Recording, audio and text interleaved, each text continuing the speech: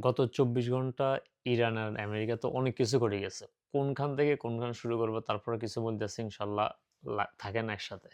Donald Trump ৫,০০০ marine সৈন্য already পাঠায় দিচ্ছে মিডল ইস্টে। তারা ওখানে ওয়েট করতেছে। আরো ১০,০০০ দেখছেন ১০,০০০ সৈন্য পাঠিয়ে দিচ্ছে। এরা সবাই মিডল ইস্টে থাকবে।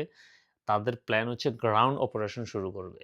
এই যে অলরেডি অ্যাপ্রুভ হয়ে আর এটা ঘোষণা আসার পরে ইরান আবার কাউন্টার ঘোষণা দিছে যে তারা ১ মিলিয়ন তাদের ইরানি সোলজার রেডি করতেছে। এদের সোলজার মধ্যে সাধারণ আর্মি থাকবে, আইআরজিসির লোকরা থাকবে, তারপর আপনার ব্রাসিল ফোর্স একটা ফোর্স ওই ফোর্স থাকবে।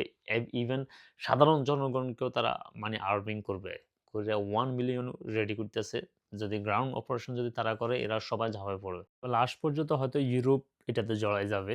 কারণ তারা পুরা শক্তি নিয়ে নামতেছে, বুঝছেন? এই অপারেশন তারা আমেরিকা, ইসরায়েল তারা সাকসেস করার জন্য তাদের অ্যালাইস যারা আছে ইউরোপিয়ান ইউনিয়নদেরকেও ইনভলভ করার জন্য এরা খুব ট্রাই করতেছে। এই যে মার্কো রুবিও সে অলরেডি ফ্রান্সে চলে আসছে। ফ্রান্সে আসে সে ম্যানুয়াল ম্যাক্রনের সাথে ফ্রান্সের প্রেসিডেন্ট ম্যানুয়াল ম্যাক্রনের সাথে অলরেডি দেখা করছে।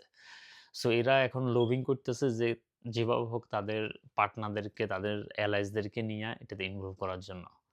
কাতারের প্রাইম মিনিস্টার কিং অলরেডি আপনার আমেরিকাতে চলে গেছে। আমেরিকাতে যাইয়া ট্রাম্পের সাথে দেখা করতে গেছে। দেখা করার আগে ট্রাম্পের ডিফেন্স সেক্রেটারির সাথে অলরেডি ফেস টু ফেস কথা বলতেছে।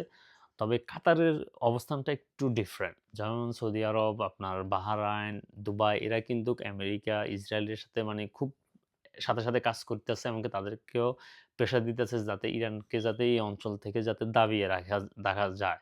কারণ ইরান তাদের জন্য নাকি থ্রেট তারা বলতেছে।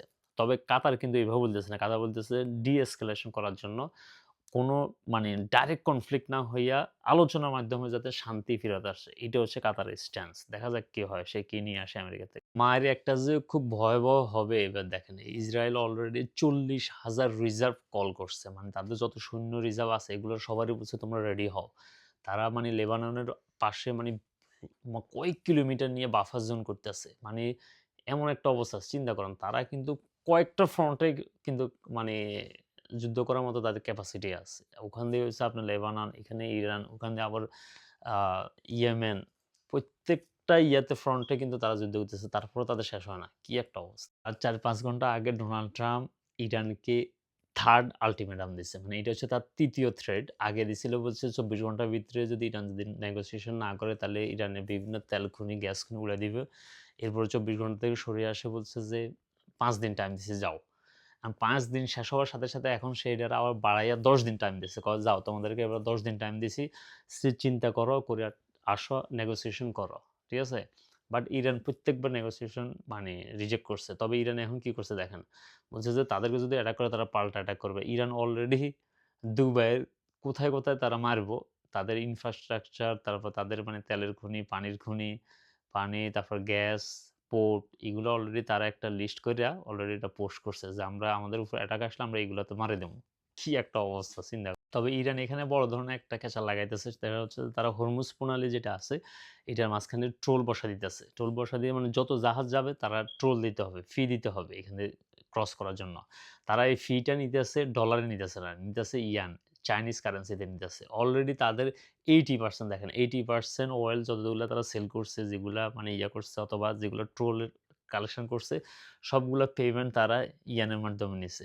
আর এটার জন্য তারা তাদের পার্লামেন্টে লেজিসলেশন একটা আইন প্রণয়ন করছে অলরেডি যে নেক্সট টাইম থেকে ইন ফিউচার এ তারা সব ধরনের পেমেন্ট চাইনিজ কারেন্সিতে নিবে।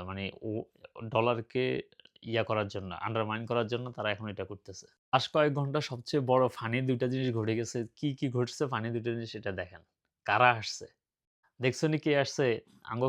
কিং মিয়া চলে আসছে। সে এখন বেলারুশে আছে। বেলারুশে আসার পরে নরমালি মানুষ নতুন কাপড়-চোপড় দেয় অথবা গিফট দেয় অথবা কোনো কিছু দেয়। আর হেরে গিফট দিছে কি দেখছনি? আর এই দেখছেন আরেকজন আসছে সে হচ্ছে মিস্টার কমেডিয়ান। কমেডিয়ান আসছে সৌদি আরবে। সে সৌদি আরবেকে সিকিউরিটি দেওয়ার জন্য, তাদেরকে ড্রোন ফ্যাসিলিটি দেওয়ার জন্য, আরো কিছু ইন্টারসেপ্টর দেওয়ার জন্য সে আসিয়া প্রমিস করতেছে। হাতে নিজে চলতে পারে না। নিজে খায় খুইজ্জা। আর সে আসছে আবার ডোনেশন করার লাইগা আসছে। এদেরকে সিকিউরিটি দেওয়ার জন্য। এমনি হের দেশ রাশিয়া তামা করে দিছে। অর্ধেক দেশ নিয়ে গেছে। আর হে আইছে আরেক দেশ বাঁচানোর লাইগা আসছে। কি যে একটা অবস্থা দেখছেন? কি ক্রোড, কি কমেডিয়ান। ডোনাল্ড ট্রাম্প আরেকটা জিনিস বলছে যেটা আসলে চিন্তার বিষয় যে ইরান ইরানের ধরেন আপনার ১ম যখন তারা মানে শুরু হয়ে গেছে তখন কিন্তু ধুমাইয়া মারতো। তবে এখন কিন্তু তারা তাদের মিসাইল মারার মানে সংখ্যা কিন্তু কমে গেছে। ঠিক আছে? তবে এখন যেগুলো মারতেছে খুব পাওয়ারফুল। মারার পরে দেখো সব তামা করে ফেলাইতেছে। তবে সংখ্যা কমে গেছে। ইরান যখন কোনো মিসাইল মারে তখন ইসরায়েল আর আমেরিকা কি করে এরা রাডার দিয়ে আগে চেক করে যে কোন জায়গা থেকে এটা বের হইছে, কোন পাশ থেকে বের হইছে। আর এই কারণে তারা দেখে তাদের লঞ্চার গুলা ডিস্ট্রয় করে দিতেছে। মানে যে মেশিন দিয়ে মিসাইল গুলো শুট করে ওই মেশিন গুলো ধ্বংস করে দিতেছে। এভাবে যদি ধ্বংস করে দেয় তাহলে ইরানের তো একটা মানে শঙ্কা আছে। হয়তো দেখা যাচ্ছে এগুলো আস্তে মানে সাপ্লাই শেষ হয়ে যাবে। সাপ্লাই শেষ হলে তখন আর মারতে পারব না। আর লঞ্চার যেগুলো দিয়ে মারে ওগুলো যদি ডিস্ট্রয় করে ফেলে আপনার মিসাইল দিয়ে কি করবেন? আপনার মিসাইল আছে বাট মিসাইল লঞ্চার নাই। তখন তো মিসাইল এগুলো অকাজে হয়ে সর্বশেষ যেটা দিয়ে শেষ করব সেটা হচ্ছে যে দুবাইতে। গতকালকে দুবাইতে প্রচুর বৃষ্টি হইছে এমনকি প্রচুর ঠাডা পড়ছে। আর এইগুলা মানে এইসব পুরা আকাশে বিজলি-টিজলি হইয়া মানে অবস্থা খারাপ দুবাইতে। যারা দুবাইতে আছেন একটু সেফ থাকেন। আপনাদের ইরানও আপনাদেরকে মারে। আল্লাহর উপর থেকেও আবার পড়ে। কি যে একটা শুরু হয়ে গেছে। আল্লাহ করেন। শুধু আল্লাহ করবেন। ঠিক আছে? ইয়ানামসি আর আ দোয়া ইউনুস পড়বেন। ঠিক আছে?